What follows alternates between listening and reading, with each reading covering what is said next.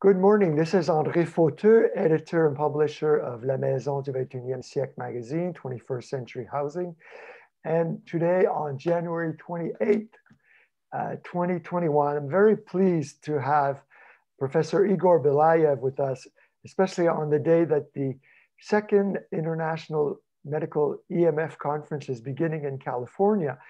Igor, you're not a speaker this year, but I'm sure you will be in the future. How are you? Thank you. I'm fine.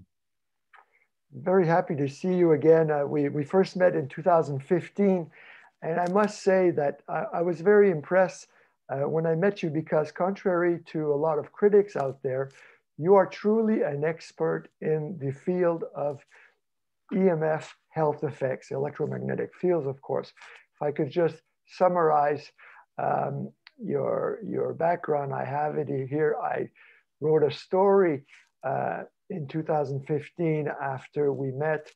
I don't know if you ever saw it, actually. I must have sent it to you. But the headline was "Microwaves Can Cause Cancer or Be Beneficial."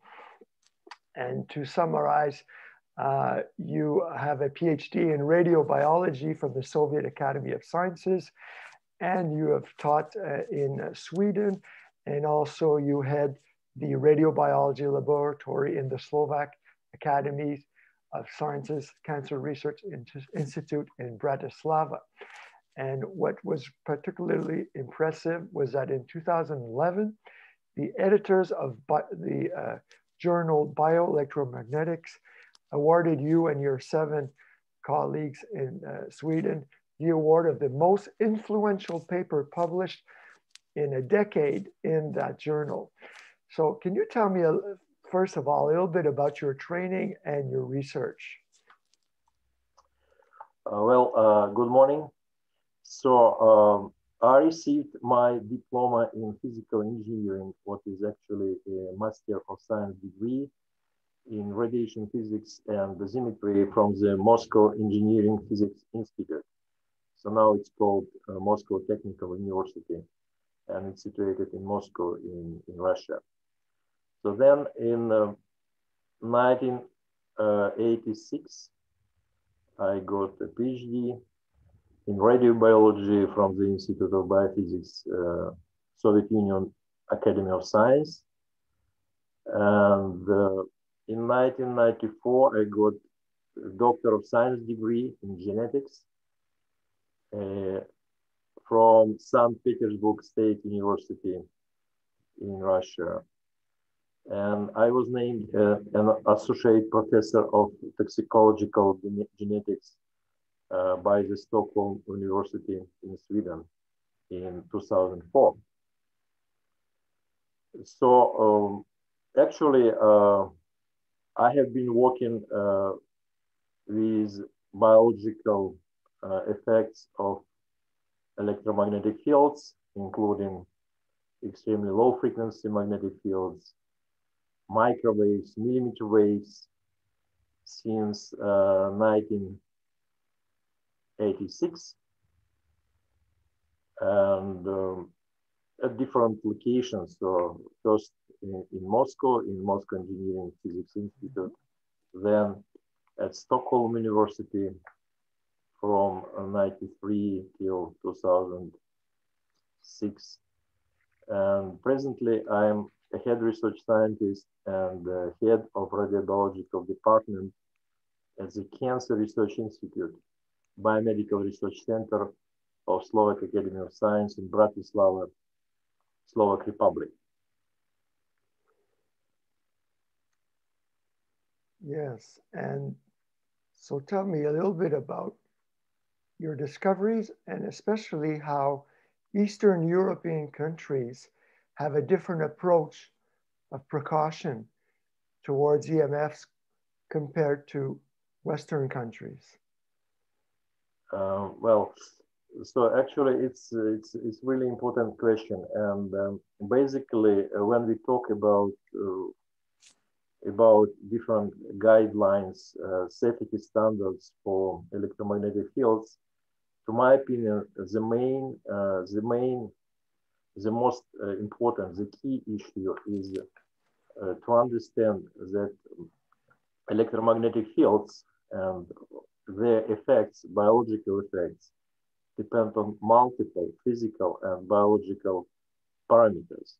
And actually, I have been working with these dependencies since 1986. So we analyzed different parameters, both biological and physical. And in our early research performed in late 80s, we found that effects of millimeter waves depend strongly on frequency, on carrier frequency.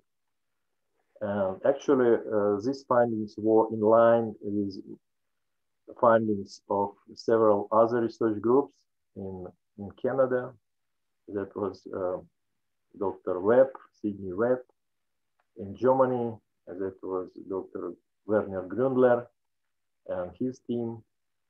And of course, in this research performed in Soviet Union by several research groups, including the group by academician Devyatkov. So all those studies, including our studies, which we performed during about 15 years with millimeter waves, they showed strong dependence of biological effects of millimeter waves on carrier frequency. That dependence for the layman, can you please define for the layman what a carrier frequency is? Carrier frequency is the frequency which characterize the alternating of electric and magnetic field. So for millimeter waves, it's very high frequency. It's about, so the millimeter waves have wavelengths between, by definition, between 1 and 10 millimeters. So that corresponds to frequency between 330 gigahertz. Giga means 10 to the power 9. So that often electric and magnetic field alters at the location where you measure the electromagnetic field. So, and those frequency dependencies which we found and which are in line with research performed by other research groups I just mentioned, they show that even very small change in frequency, like about 50 megahertz, is enough to show or do not show effect. So that means that you can observe effect at the frequency, for example, 51.56 gigahertz, and do not observe an effect if you change the frequency very slightly by only 50 megahertz. So we could see some kind of frequency windows. Sometimes they are called resonances. So quite short ranges of frequencies where you can see or where you can not see biological effects. And that is quite typical for millimeter waves. Further, we did similar studies with microwaves used in by mobile phones, for example, by GSM mobile phones, and found similar dependence actually. So very slight change in carrier frequency was enough to see or do not see an effect. So let's say we have seen effects on. I'm sorry, Igor, if you could just back up a little bit from the screen, because we cannot see your mouth and chin sometimes as you're moving. Yeah, thank you.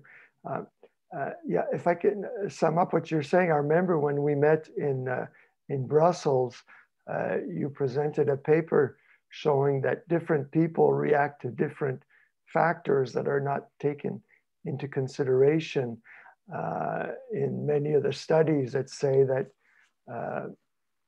EMFs do not have bioeffects.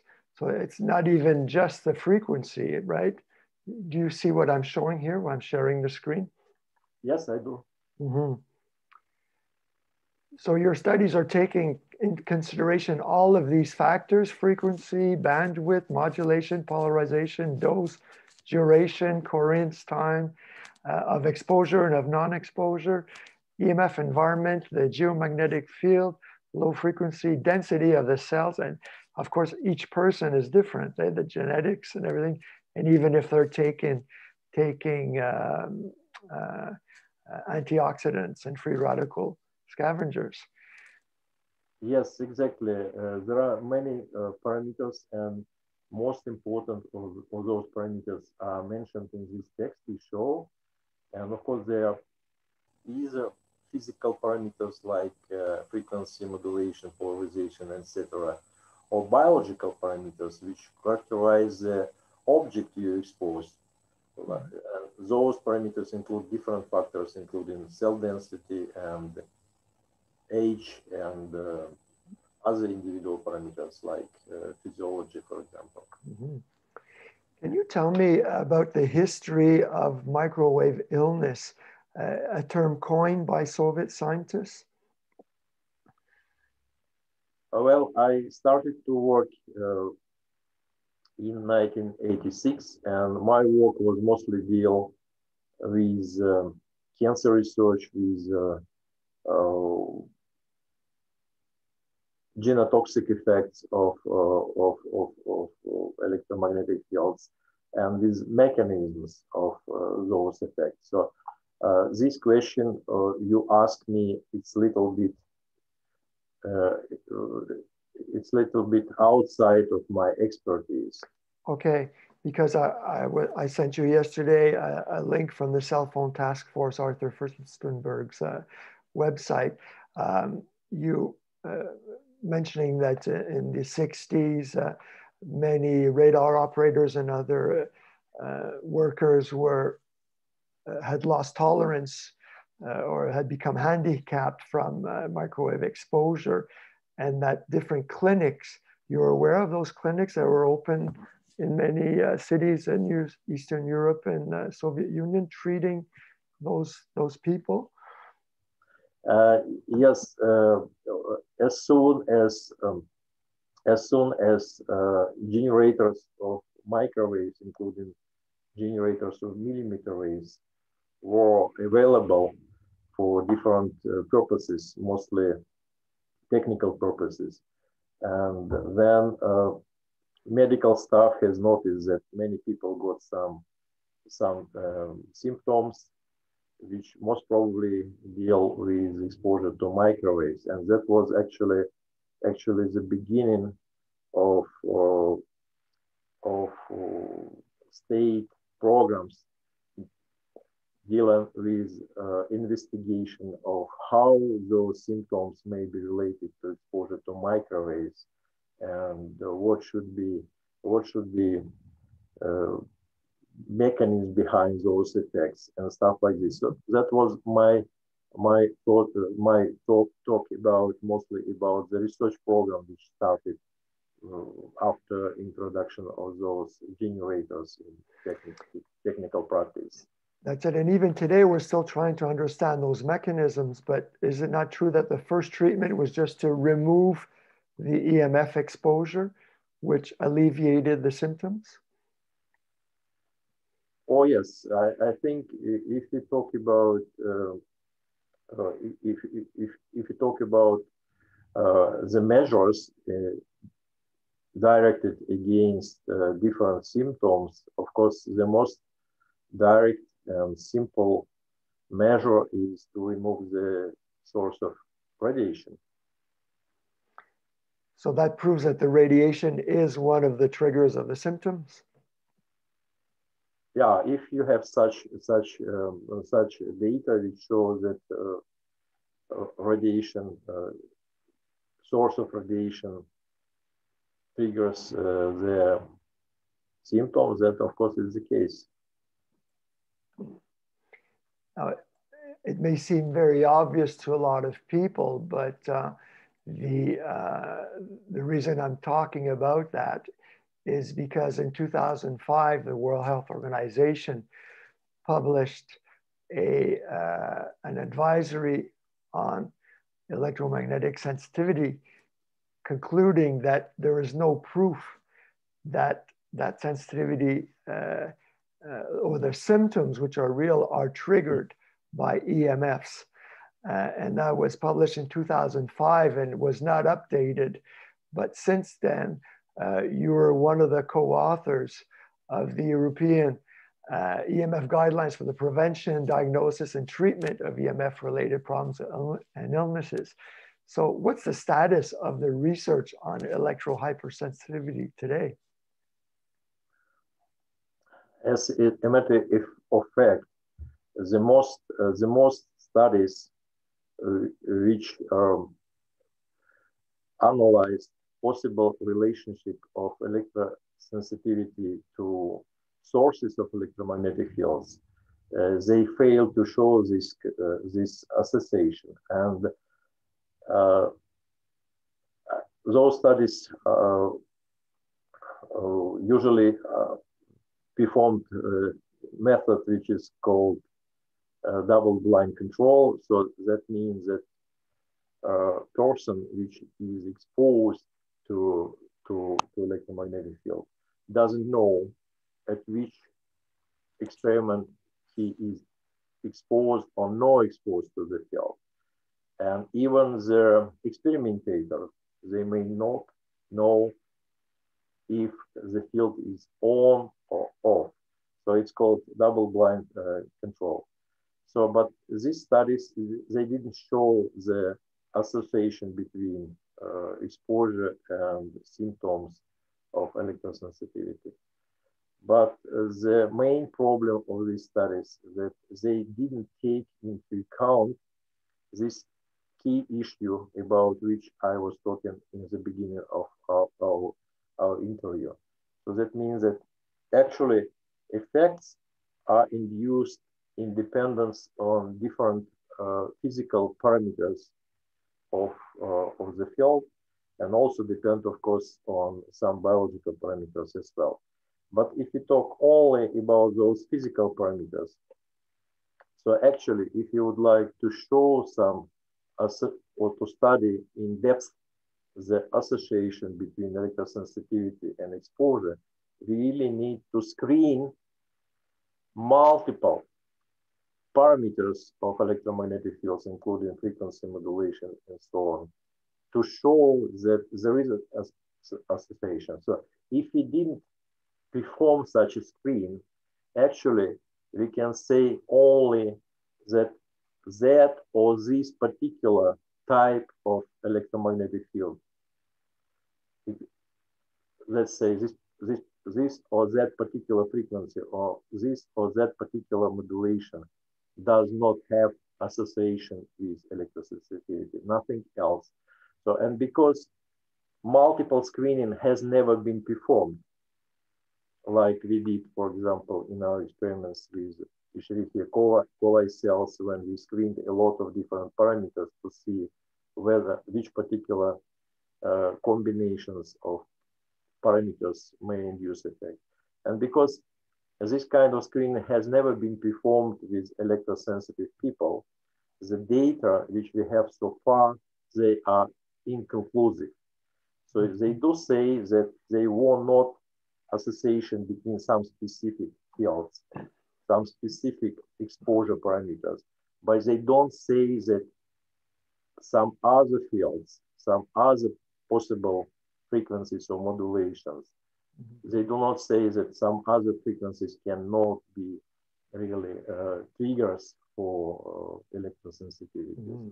So that's why the data, unfortunately, they are not conclusive so far. Yes, I understand that very detailed studies must be conducted.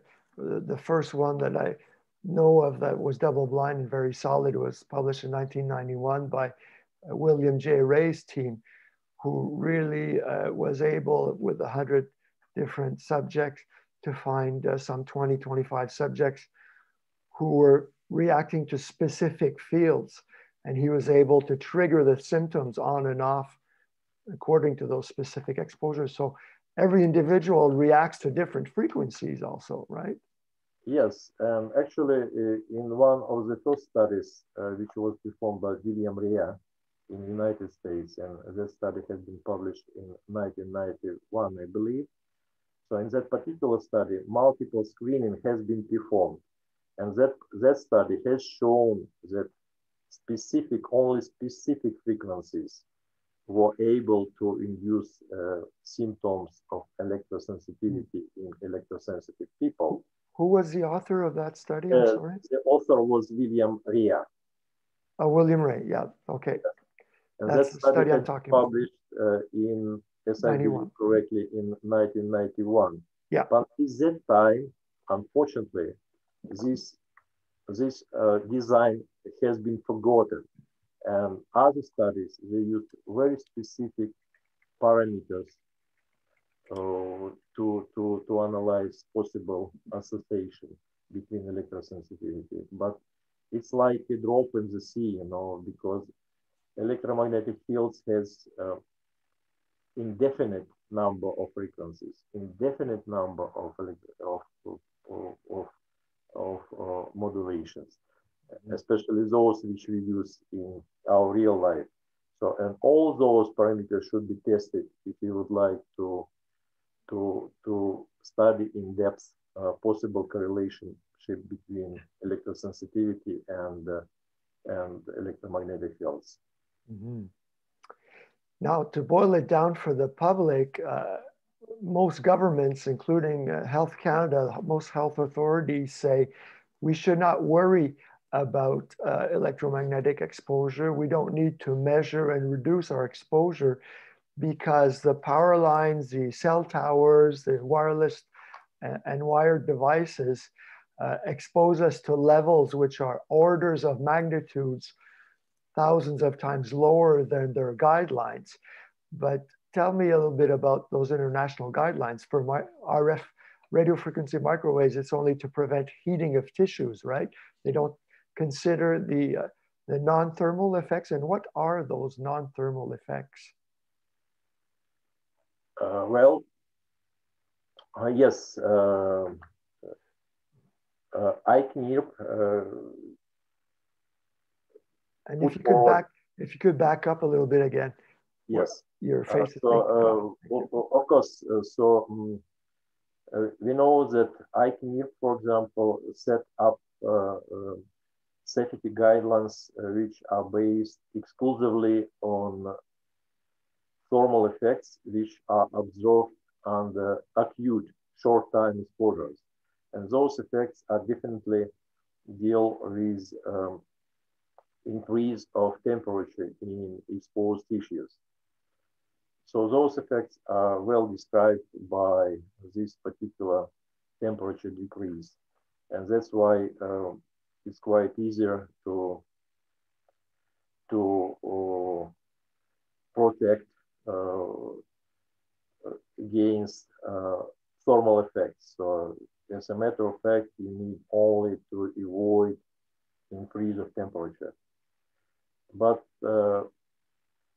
other type of effects, so-called non-thermal effects, they, in contrary to thermal effects, they are not characterized by only energy deposited to the tissues. Non-thermal effects, in contrary to thermal effects, also determined by multiple physical parameters like again, frequency, carrier frequency, modulation, polarization. So that's why it's more difficult actually to characterize non-thermal effects. and it's more difficult to protect against non-thermal effects. So, and in contrast to ICNIRP, there are some other recommendations, for example, developed by European Academy of Environmental Medicine,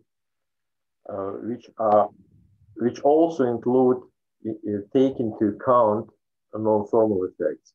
That's why these guidelines are much lower as compared to guidelines developed by ICNIRP, just because they take into account non-thermal effects which are observed under very low levels of intensities, low level of electromagnetic fields. So what are the main symptoms and health effects that have been found? And people who go to Magda Havas's website, she's an Ontario toxicologist, she has published papers summarizing the Soviet literature done by US Marine naval researchers in the 60s and 70s. So it's nothing new.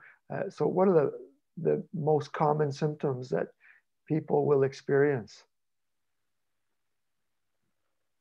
So there are many symptoms which were described, but again, it's out of my expertise, because my expertise is cancer research and genotoxic effects of electromagnetic fields. Okay, so we can refer to the European guidelines, which will talk about the headaches and the sleep effects, and also the different diseases that the scientists are worrying, especially about is Alzheimer's and male infertility. So getting back to your research, what have you found in terms of effects, genotoxic effects, and have you done work on the immune system? So we have done several studies looking at effects of electromagnetic fields, microwaves, millimeter waves, including millimeter waves, and extremely low frequency magnetic fields on cells of immune system, on lymphocytes, and also on hematopoietic stem cells, which are source of all immune cells. So, and in these studies, we found that, again, in dependence on frequency, on carrier frequency, microwaves, including millimeter waves, may or may not induce effects, genotoxic effects. For example, effects on dealing with inhibition of DNA repair foci, or effects dealing with inhibition of DNA repair in E. coli cells. So basically, if we talk about genotoxic effects, we again should take into account different parameters of exposure, except for intensity. Such parameters like modulation or frequency. And I also have a slide here from your work on heat shock proteins.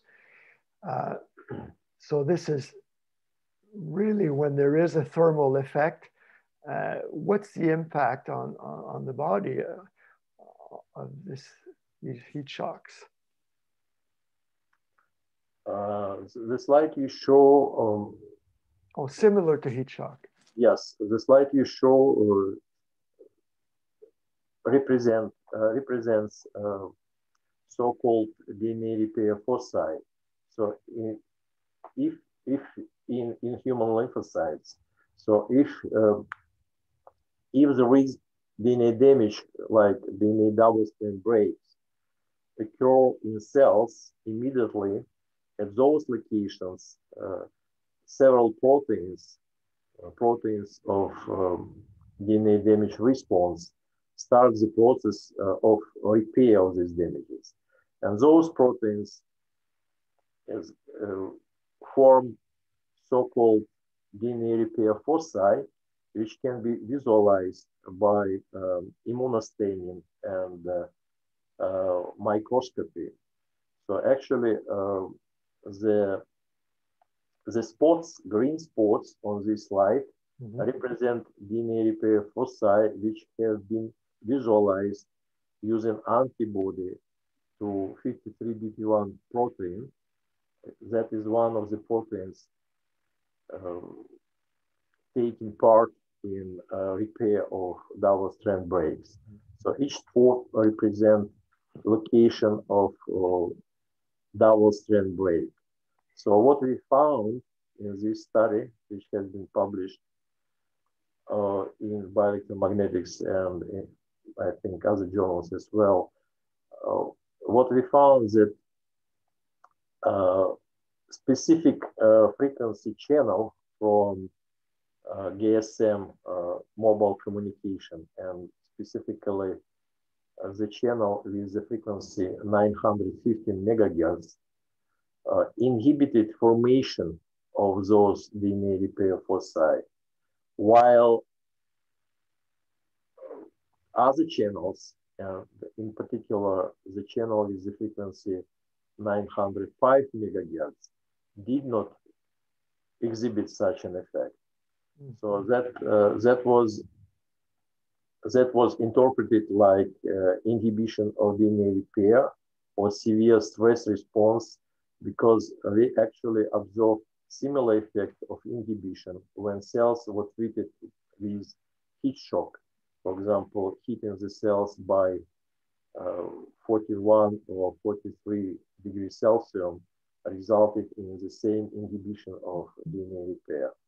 So if I understand well, in our daily life, we can have different factors that will cause DNA breaks, single and double strand breaks, but a healthy immune system and genetic system will repair itself most often. But here we're seeing how microwave radiation from wireless devices will inhibit that repair. Is that right? Exactly. The most important output from this study was again that in dependence on frequency, microwaves for mobile phones may or may not induce biological effects. In this particular case, inhibition of DNA repair foci. And because in GSM mobile communication, we use 124 frequency channels. 124 different channels?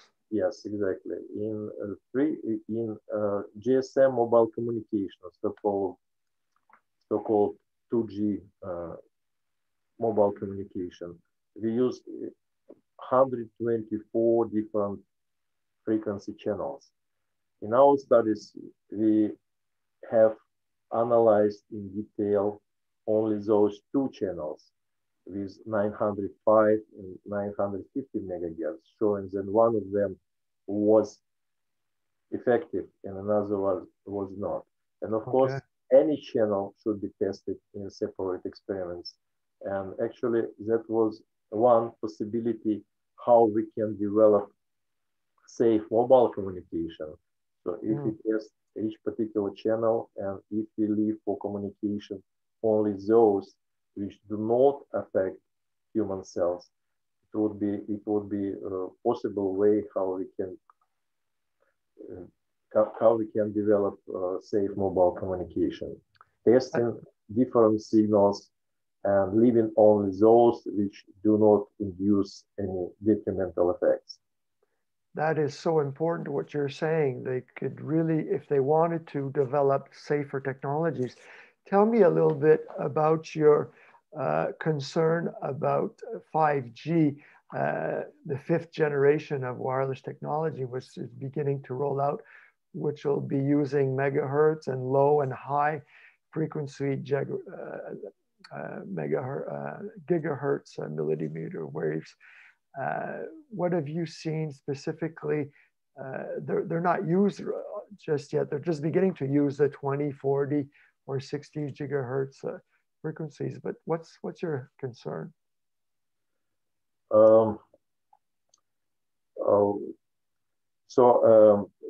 my knowledge, 5G basically will use very similar signals as 3G and 4G, and plus millimeter waves. Right. So we know that 3G and 4G signals, similar like 2G signals, they do produce some biological effects in dependence on signal characteristics like frequency. So, as I said already, I have been working with millimeter waves since 1986, and we did many studies, mostly with bacterial cells, but also with human cells, and data from other research groups performed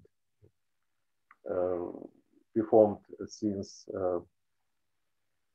millimeter waves generators have been developed are also available. And all those data, they show that millimeter waves may or may not induce biological effects under specific parameters of exposure. One, in this sense, they would produce the same effects as 3G or 4G. So that means they may produce some detrimental effects under specific conditions of exposure. But what is difference between millimeter waves and other frequencies of microwaves is that actually millimeter waves are absorbed very, very efficiently by atmosphere.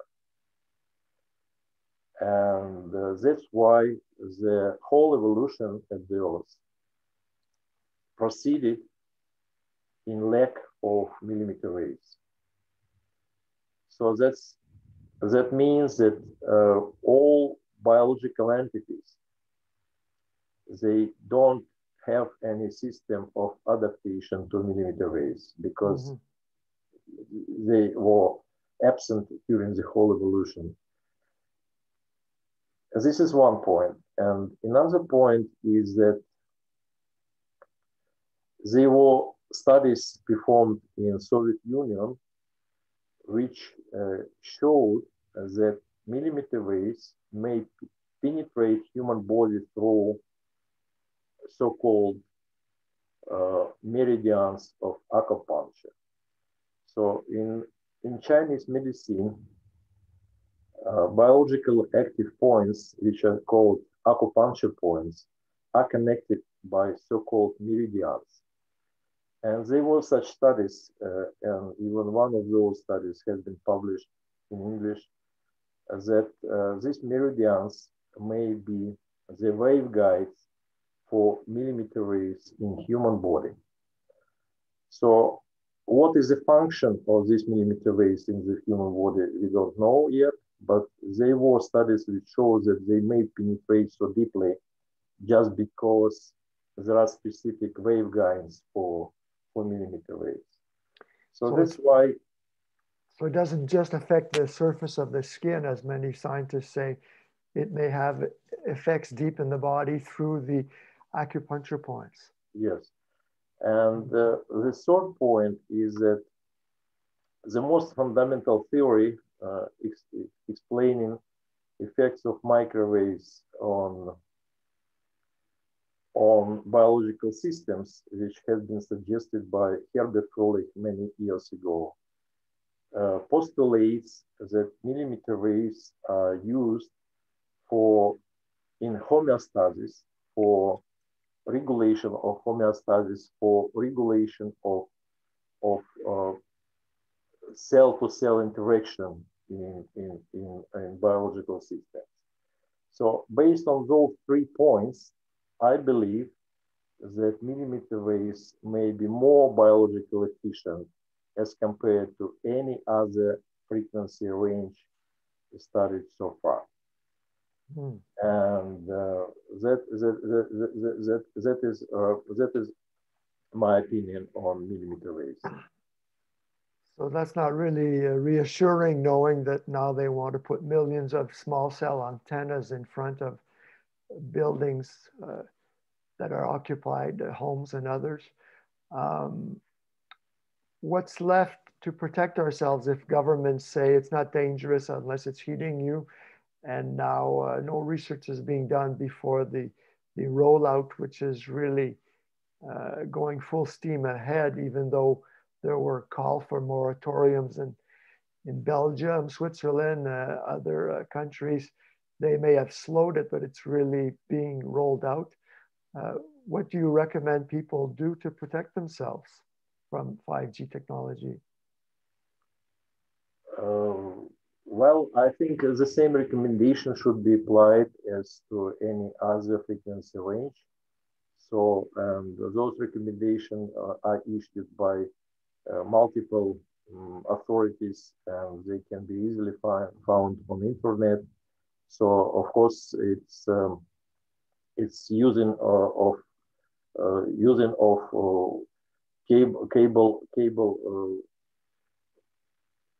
cable-based devices should be preferential. Like, and if we talk by mobile phones, we should decrease our talks as much as possible. And basically, we can protect ourselves by 2 parameters: by time, so time of using, and by distance. So the distance between person and device which emit radio frequency radiation should be as long as possible. So two of those parameters are most important: time and distance. Time and distance are your friends, right? The studies done in laboratories on a plastic dummy for the SAR ratings of cell phones, the specific absorption rate are done about 15 millimeters from that plastic skull. And people are not aware that even the manufacturers in their fine print warnings, they say people should not put cell phones or tablets against the body.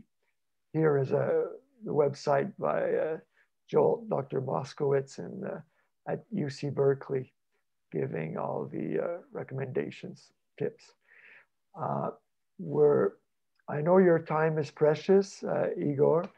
I'd like to ask you what's the final closing message that you'd like to convey to the general public and to medical doctors who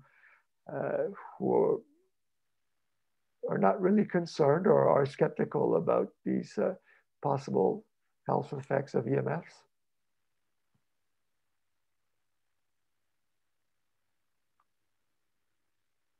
Well, I think that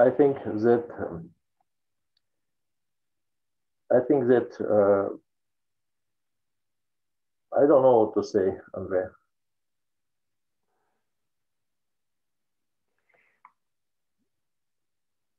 Well, in your own life, seeing what you're seeing, genotoxicity in your laboratory, what do you apply and recommend to in your family and people around you? And if a doctor asks you, should I be concerned about wireless exposure? What do you say to a physician? Yeah, of course. I just may repeat what I have said already, so that the time and distance should be under concern. And my personal life, you know, I don't use mobile phone practically. I almost don't use mobile phone, and I use only cable connected computers for internet. And I think it's good advice to reduce time and distance. So that's all. Well, that's an important point. I'm very happy myself to have fiber optic internet connection for the last few months. Finally, after 20 years of waiting, we used to have a satellite connection which used millimeter waves, 20 to 40 gigahertz, when sending messages. And building biologists told me that we should not go in the toilet when we're sending out messages or surfing, because the satellite dish was right next to the window and the millimeter waves were spilling into our bathroom. So those are the kind of practical considerations people have to consider. And also the fact that the SAR rating done with that plastic head in laboratory is based on a 6 foot, 200-pound male, healthy male, who is exposed 15 millimeters away to a cell phone for 6 minutes maximum. So people don't realize some cell phones against their heads, in under 6 minutes, you can have a thermal effect. Is that right? Yeah, some people can notice thermal effects like heating of ears, for example, after using mobile phones. It's really possible, and there are some kind of spots which really are heated, and person can feel it. But of course, time and distance only the main issues. But of course, there are some other issues like screening. For example, if you talk from basement or from elevator, and just because of screening, you will be exposed to high level of at least of a GSM phone, because GSM phone may increase the intensity in dependence on shielding. So if you are in shielded area like elevator or car, so then of course your mobile phone will, GSM mobile phone will increase the intensity, in that way exposing you stronger as if you would talk in unshielded area, so in open space outside of building, for example. Yes, so, that's very, very important what you're saying, because I was surprised to read that your exposure could be thousands, if not 1,000,000 times stronger if you have poor reception on a cell phone, if you're in a car, a bus, a train, yes, a tunnel. And children also are more vulnerable to radiation. Well, basically, children are more vulnerable to any environmental factor, and radiation should not be any exposure from that general rule. And also, there are some data which show that radiation penetrates deeper in, for example, in brain of children, or the construction is different, and also child they have more stem cells, which according to our data are more sensitive to exposure with microwaves as compared to differentiated cells.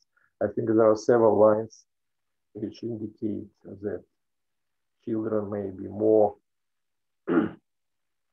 more sensitive to exposure to microwaves. And also we have some preliminary data from epidemiological studies performed by Leonard Hardell, which shows that younger people have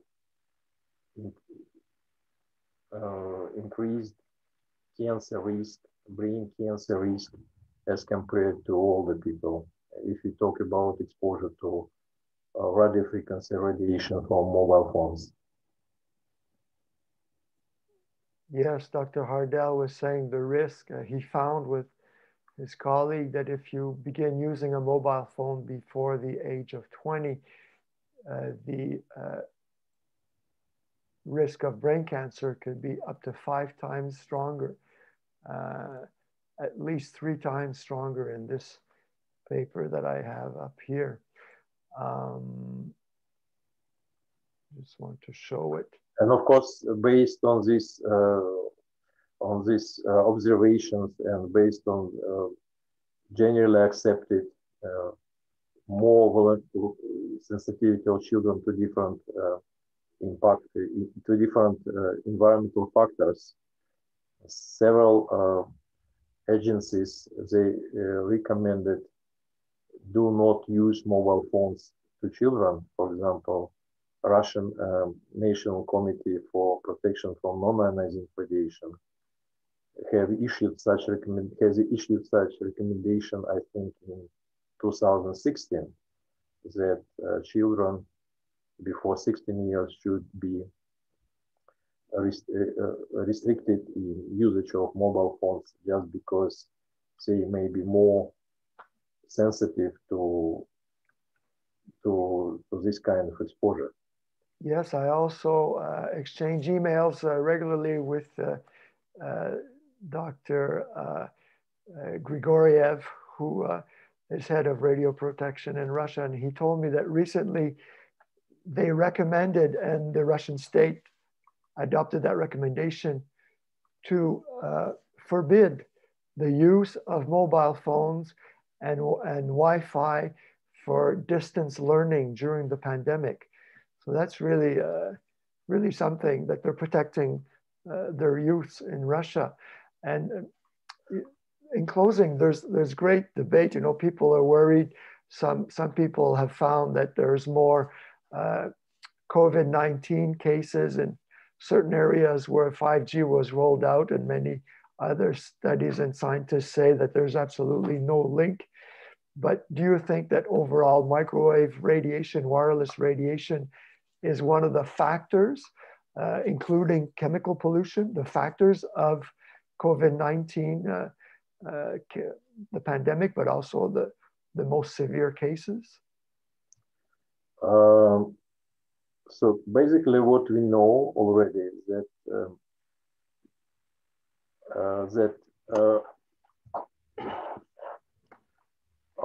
electromagnetic fields, including radio frequency from mobile communication, may affect immune system. And one review published already in 2014, I believe, has concluded that short-time exposure to radio frequency may stimulate immune system, while prolonged exposure to radio frequency radiation may inhibit immune system. Mm-hmm. So we have already many original studies showing that radio frequency radiation may affect immune system, including our own data showing inhibition of DNA repair foci under exposure to radio frequency of human lymphocytes and human hematopoietic stem cells. So that's why, generally speaking,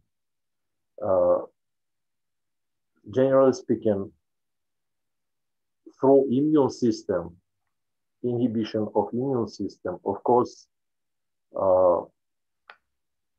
long-term exposure to microwaves,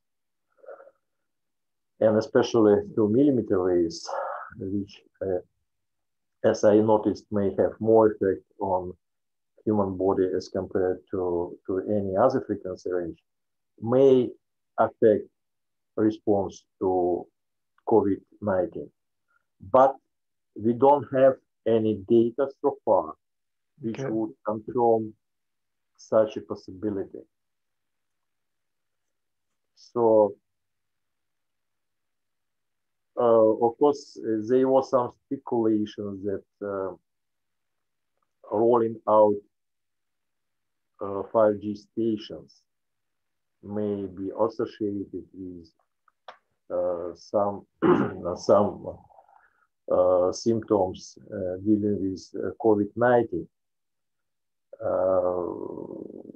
But they were just speculations, and we don't have any study published in scientific literature which would show such a connection. So that's why for the moment we don't have any scientific evidence which would confirm possible connection between 5G and COVID-19. But certainly it's a hypothesis that needs to be followed, not just 5G, but all microwave exposure. Yeah, but certainly this hypothesis may be followed just because 5G will include millimeter waves, which may be most effective frequency range of microwaves, and because we already know that long-term exposure to microwaves may inhibit immune system. Based on those basements, we may expect that those studies would be informative and really needed for human society. Professor Igor Belyaev, thank you very, very much for this very informative interview. It was a great pleasure. Thank you so much. Take good care. Yeah, bye. Bye-bye.